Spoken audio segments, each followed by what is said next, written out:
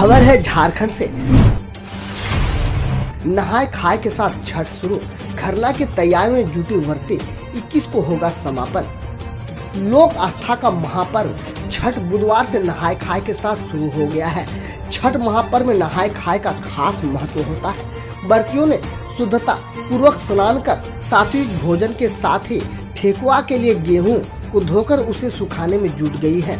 नहाय खाए के दिन विशेष तौर पर लौकी की सब्जी बनती है। इसके पीछे यह मान्यता है कि लौकी काफी पवित्र होता है और लौकी में पर्याप्त मात्रा में जल होता है। इसमें लगभग 96% पानी होता है, जो व्रतियों को होने वाले पानी की कमी को दूर रखता है। खरना के बाद 36 घंटे का उपवास। नहाय खाए के बाद दूसरे दिन शुक्रवार को खरना के साथ उपवास शुरू होता है। खरना के दिन शाम को व्रती सात्विक आहार जैसे गुड़ की खीर का सेवन करेंगी। इसके बाद 36 घंटे का निर्जला उपवास शुरू होगा। तीसरे दिन छठ व्रती डूबते सूरज को अर्घ देती है और फिर चौथे दिन उगते सूरज को अर्घ देने के साथ इस पर्व का समापन होता है। इस बार 19 नवंबर को खरना है, जिसके बाद 20 नवंबर को डूबते सूरज को अर्घ और 21 नवंबर को उगते सूरज को अर्घ दिया जाएगा। खबर है धनबाद से। महापर्व की महिमा, लोग बांट रहे हैं कद्दू, कोई निशुल्क पीस रहा है गेहूं। महापर्व छठ की आस्था ऐसी है कि हर कोई सहयोग देने से खुद को रोक नहीं पाता है। पर्व के पहले दिन यानी बुधवार को नहाय खाए के मौके पर कद्दू भात खाने की परंपरा है। ऐसे में कहीं लोग छठ व्रतियों के बीच कद्दू बांट रहे हैं, तो कुछ आटा चक्की वाले निशुल्क गेहूं की पिसाई कर रहे हैं। केदुआ की मरीन में रहने वाली पुष्पा देवी पिछले कई वर्षों से नहाय खाए के दिन व्रतियों के बीच कद्दू बांटती है। पर्व से पहले ही वो अपने बागान में कद्दू की बीज रोपती है। इसमें कद्दू लगने पर छठ पूजा के पहले दिन सभी व्रतियों के घर जाकर कद्दू दे आती है। यदि कोई व्रती यहाँ उनके परिवार का सदस्य भी उनके घर पहुँचता है तो उसे भी कद्दू दे देती है। इसके लिए वे किसी से कोई राशि नहीं लेती है।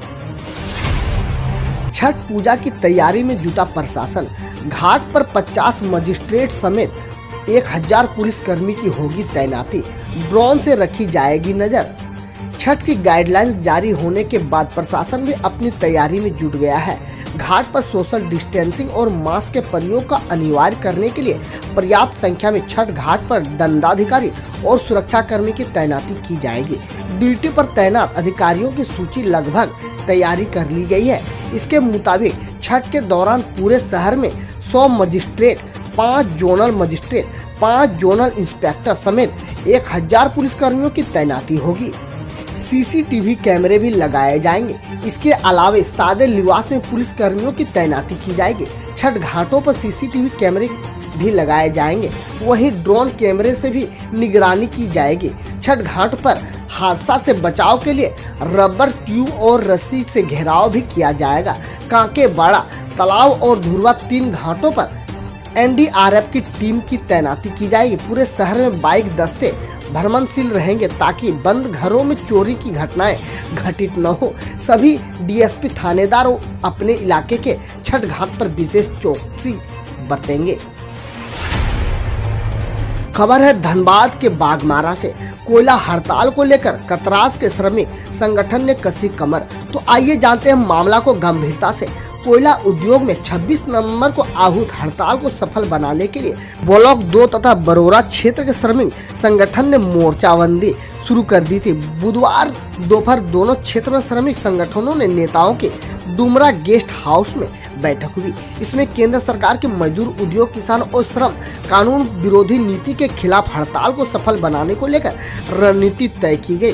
बैठक में तय हुआ कि 23 नवंबर को ब्लॉक 2 ओपीसी के 14 नवंबर हाजिरी घर के समीप दोनों क्षेत्रों के मजदूरों की सभा की जाएगी। साथ में सभी केंद्रीय श्रम संगठन के नेता मौजूद रहेंगे। 25 नवंबर को मशाल जुलूस निकाला जाएगा जो ब्लॉक 2 व बरोरा क्षेत्र का भ्रमण करेगा। हड़ताल के दिन दोनों क्षेत्रों के मजदूर प्रतिनिधि निर्धारित जगहों पर हड़ताल को सफल बनाने का कार्य करेंगे।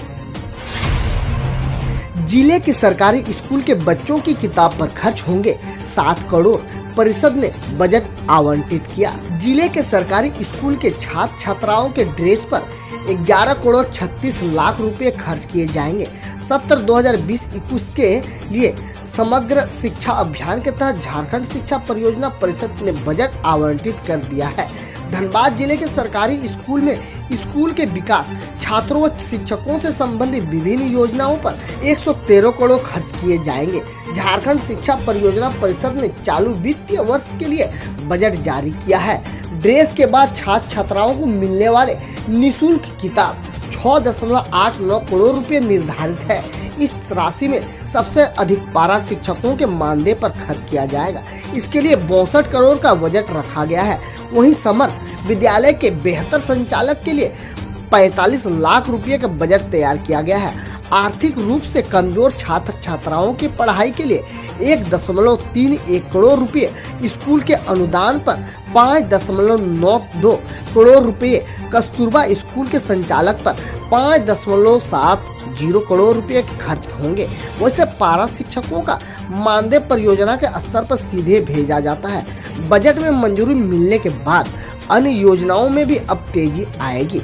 वहीं जिला शिक्षा पदाधिकारी प्रवल्ला खेस ने बताया कि मुख्यालय ने जो आदेश दिया है उसका पालन किया जाएगा। एक और बैंक पर आरबीआई का सख्ती। लक्ष्मी विलास बैंक के झारखंड में 48,000 ग्राहक हैं, अधिकतम 25,000 ही निकाल पाएंगे। केंद्र सरकार ने लक्ष्मी विलास बैंक को 16 दिसंबर तक मोरेटोरियम में डाल दिया है। अब 1 महीने तक इस बैंक की पूरी निगरानी रिजर्व बैंक ऑफ इंडिया करेगी। इस बैंक में पैसे जमा करने वाले लोगों से आरबीआई ने कहा, घबराएं नहीं, आपका पैसा सुरक्षित है।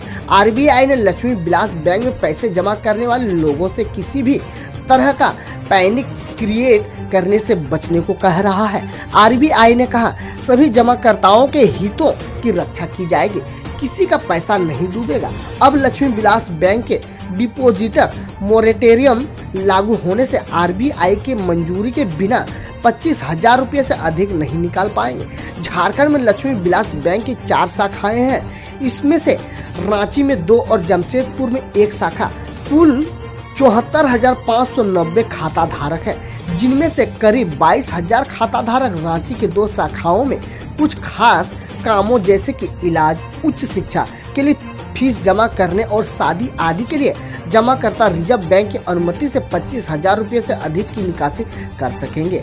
आरबीआई ने अपने बयान में कहा है कि उसने लक्ष्मी विलास बैंक का विलय दूसरे बैंक के साथ करने की योजना बना ली है और मोरेटोरियम की अवधि खत्म होने तक लक्ष्मी विलास बैंक यह सुनिश्चित करेगा कि किसी भी जमाकर्ता के कोई परेशानी नहीं हो। लक्ष्मी विलास बैंक की अधिकतर शाखाएं तमिलनाडु में है, लेकिन 13 राज्यों में इसकी 32 बी कैटेगरी ब्रांच और देश भर में 1047 एटीएम है। खबर जाने हजारीबाग से। केंद्र और राज्य सरकार के बीच उत्खनन विवाद खत्म। एनटीपीसी में 76 दिनों बाद शुरू होगा कोयला खनन का कार्य। हजारीबाग जिले के बड़का गांव प्रखंड में एनटीपीसी कोयला खदान में 76 दिनों के बाद खनन कार्य शुरू हुआ।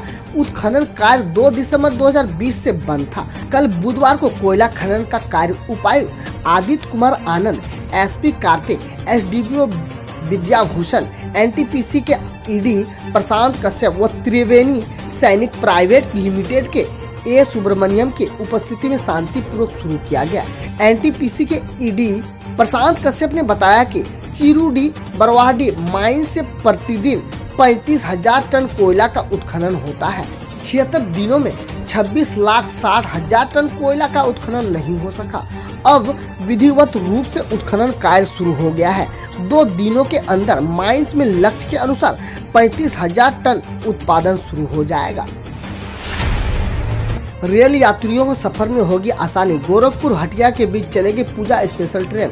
रेलवे प्रशासन ने यात्रियों की भीड़ को देखते हुए ट्रेन संख्या 05028 और 05027 गोरखपुर हटिया गोरखपुर पूजा स्पेशल ट्रेन 20 से लेकर 1 दिसंबर के बीच चलाने की घोषणा की है।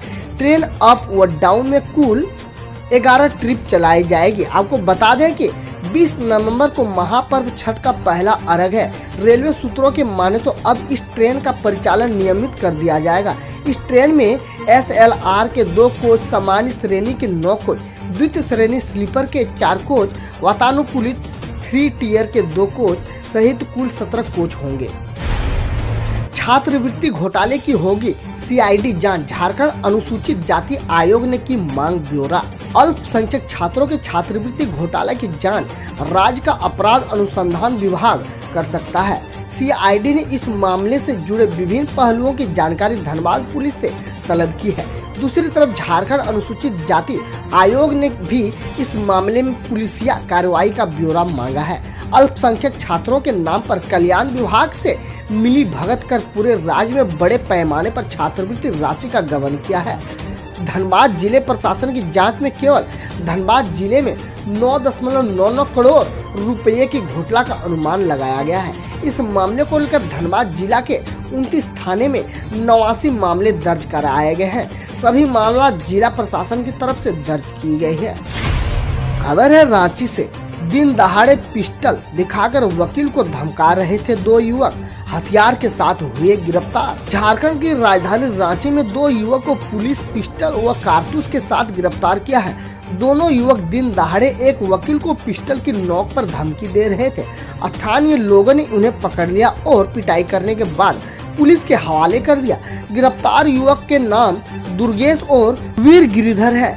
गोंदा थाना की पुलिस दोनों से पूछताछ कर रही है। गोंदा थाना के प्रभारी अवधेश ठाकुर ने बताया कि बुधवार को राजधानी रांची में कांके रोड स्थित रिलायंस फ्रेंड्स के सामने बाटा शोरूम के पास 2 युवक एक वकील को धमका रहे थे।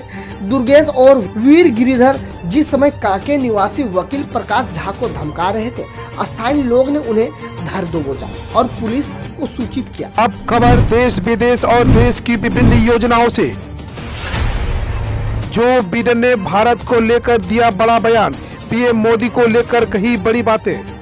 अमेरिका के नवनिर्वाचित राष्ट्रपति जो बाइडेन ने कहा कि वह कोविड-19 महामारी से पार पाने, वैश्विक अर्थव्यवस्था को पटरी पर लाने के लिए कदम उठाने और एक सुरक्षित एवं समृद्ध हिंद प्रशांत क्षेत्र को बनाए रखने सहित साझा वैश्विक चुनौतियों से निपटने के लिए प्रधानमंत्री नरेंद्र मोदी के साथ मिलकर काम करने की इच्छुक हैं। कांग्रेस नेता के घर से बरामद हुए 17 पिस्टल, 2 कार्बाइन, 1478 कारतूस, 4 करोड़ रुपये लगा एनएसए। मध्य प्रदेश के जबलपुर में कांग्रेस नेता के घर से बड़ी मात्रा में हथियार बरामद हुई है, जिनमें से 2 लाइसेंसी भी है। मध्य प्रदेश कांग्रेस कमेटी के पूर्व सचिव गजेंद्र सोनकर के घर पुलिस गई थी जुआ को लेकर कार्रवाई करने, लेकिन हथियारों का जखीरा बरामद हो गया। भांतलैया स्थित उनके आवास से प्रतिबंधित 9 mm की 2 कार्बाइन सहित 17 पिस्टल, 1478 कारतूस, 19 मैगनीज, खड्डक, फरसा, कुल्हाड़ी, बका और 2 जंगली जानवर के सींग भी मिले हैं। मुख्यमंत्री येदियुरप्पा ने चला बड़ा दांव, कर्नाटक की सियासत में हलचल हुई तेज। कर्नाटक के मुख्यमंत्री बीएस येदियुरप्पा ने मंगलवार को वीरशैव लिंगायत समुदाय के विकास के लिए एक निगम का तत्काल गठन करने का आदेश दिया। येदियुरप्पा ने आदेश दिया है कि राज्य में राजनीतिक रूप से प्रभावशाली का इस समुदाय के लिए कर्नाटक वीरशैव लिंगायत विकास निगम का गठन किया जाए। बता दें कि सूबे के मुख्यमंत्री येदियुरप्पा खुद भी इसी समुदाय के ताल्लुक रखते हैं। दहल उठी माएं, 80 बच्चों की जान पर आई आफत, दर्जनों परिवार के लिए चिंता का विषय। केंद्र सरकार ने अनुमति मिलने के बाद कई राज्यों में स्कूलों को छात्रों के लिए खोल दिया गया, लेकिन अब इस फैसले का असर बच्चों पर कहर बनकर बरपा है। दरअसल हरियाणा के रेवाड़ी में कल यानी बुधवार को 8 स्कूल बस में कम से कम 80 बच्चे कोरोना पॉजिटिव पाए गए। इतने अधिक स्टूडेंट के कोरोना संक्रमित पाए जाने के बाद जिला प्रशासन और स्वास्थ्य विभाग में हड़कंप मच गया है। जानिए किस चीज से सिर्फ 30 सेकेंड में मुंह के अंदर खत्म हो जाएगा कोरोना। कोरोना वायरस ने दुनिया भर में तबाही मचाकर रख दी है। अभी तक इस जानलेवा महामारी की कोई दवा नहीं बन पाई है। दुनिया कई देश कोरोना वैक्सीन का टीका बनाने में लगे हैं, लेकिन अभी तक किसी को कामयाबी नहीं मिला है। हालांकि रूस ने दावा किया है कि उसने 2 कोरोना वायरस की वैक्सीन बना ली है। अब इस बीच एक अच्छी खबर सामने आई है कि आम माउथ वॉश कोरोना वायरस को 30 सेकेंड में समाप्त कर सकता है। कार्डिफ यूनिवर्सिटी शोधकर्ता ने कहा कि कुछ माउथवॉश में एक खास एलिमेंट होता है जिसमें वायरस से लड़ने की सबूत पाए गए हैं। यूनिवर्सिटी के प्रोफेसर डेविड थॉमस ने इस शोध का नेतृत्व किया तथा वैज्ञानिक ने पाया कि सेटी पैराडेनियम क्लोराइड जिन माउथवाश में होता है वे वायरस से लड़ सकते हैं। कांग्रेस नेता तारिक अनवर ने कहा, गांधी परिवार के साए से बाहर निकले कांग्रेसी। बिहार चुनाव में महागठबंधन की हार के बाद कांग्रेस अंतरकलह एक बार फिर सबके सामने आई है। कांग्रेस के शीर्ष नेतृत्व पर सवाल खड़े हो रहे हैं। सहयोगियों के साथ साथ दल के बड़े नेता गांधी परिवार पर हमला बोल रहे हैं। कांग्रेस के दिग्गज नेता कपिल सिब्बल ने एक अंग्रेजी अखबार को दिए इंटरव्यू में कहा था कि ऐसा लगता है कि पार्टी के नेतृत्व शायद हर चुनाव में पराजय को ही अपनी नियति मान ली है। उन्होंने कहा कि बिहार नहीं, उन चुनाव के नतीजों से भी ऐसा लग रहा है कि देश के लोग कांग्रेस पार्टी को प्रभावी विकल्प नहीं मान रहे हैं। अब कांग्रेस के राष्ट्रीय महासचिव और बिहार से ताल्लुक रखने वाले सीनियर लीडर तारिक अनवर ने सार्वजनिक रूप से कहा कि पार्टी को आत्ममंथन करने की जरूरत है। उन्होंने साफ कहा कि गांधी परिवार के साये से कांग्रेसियों को बाहर निकलना चाहिए। इधर तिब्बत के समर्थन में उतरा अमेरिका, बोला चीन नहीं सुन सकता है दलाई लामा। चीन अपनी पूरी दुनिया में अपनी दादागिरी चलाने की फिराक में रहता है, लेकिन कुछ देश ऐसे हैं जिन्होंने उसे सबक सिखा दिया है कि उससे यह मंसूरे धरे के धरे रह जाएंगे और इस तरह की जरूरत की तो लेने के देने पड़ सकते हैं। लद्दाख में क्या हुआ पूरी दुनिया देखा। भारत ने चीन को किस तरह से पटकनी लगाई है। अमेरिका भी चीन की हरकतों पर लगाम कसता है। अब तिब्बत में नए दलाई लामा के चुनाव को लेकर चीन ने अड़ंगा लगाया है तो अमेरिका ने उसे चेतावनी दी है और बताया है कि तिब्बत का दलाई चुनना ड्रैगन के अधिकार क्षेत्र में नहीं है। एक अमेरिकी राजनयिक के अनुसार अगले दलाई लामा को चुनने के लिए चीन के पास कोई धार्मिक आधार नहीं है। उन्होंने कहा कि तिब्बत के बौद्ध अनुयायियों ने सैकड़ों वर्षों तक अपने आध्यात्मिक नेता को सफलतापूर्वक चुना है। राहुल कन्फ्यूज, कांग्रेस के उड़े फ्यूज, गुपकार से गठबंधन की बात को सुरजेवाला ने नकारा। राहुल गांधी के लिए जो शब्द बराक ओबामा ने कहे थे वो अब सत्य होते नजर आ रहे हैं। ओबामा ने अपनी किताब में लिखा था कि राहुल एक उत्साहित छात्र हैं और नर्वस भी हैं। अब ओबामा ने जो बात लिखी उसमें कितनी सच्चाई है ये भी जान लीजिए। सिर्फ राहुल ही नहीं बल्कि पूरी की पूरी कांग्रेस की कंफ्यूज है। ऐसा लगता है कि उनके दिमाग का बल्ब फ्यूज हो चुका है, जो कुछ भी बोल लेते हैं। अरे बोलने से पहले थोड़ी जानकारी तो इकट्ठा कर ले। जम्मू कश्मीर में कांग्रेस ने अलगाववादी नेताओं से हाथ मिला लिया और चुनाव से पहले सीट शेयरिंग भी मान ली गई। बात यहां तक पहुंच गई कि कांग्रेस के आला नेताओं को कुछ मालूम ही नहीं है। वो ऐसे रिएक्ट करते हैं कि सब कुछ हारने के बाद भी सब चंगा सी है। सिमट रही कांग्रेस अब वजूद को बचाने के लिए जहरीली मुक्ति से मिल गई है। गुपकार से गठबंधन कर लिया है। ये खबर आई तो बीजेपी हमलावर हो गई। एक ब्रेकिंग न्यूज, शोक में डूबा देश, मोदी शाह समेत कई दिग्गज नेता हुए दुखी, एक और सूरज का हुआ हस्त। देश के लिए शोक की खबर है। गोवा की पूर्व राज्यपाल मृदुला सिन्हा का निधन हो गया है। बता दें कि मृदुला सिन्हा शुरू से ही जनसंघ से जुड़ी थी, साथ ही भाजपा के प्रभावी नेता भी थी। मृदुला के निधन पर प्रधानमंत्री नरेंद्र मोदी, गृह मंत्री अमित शाह ने दुख जाहिर किया है।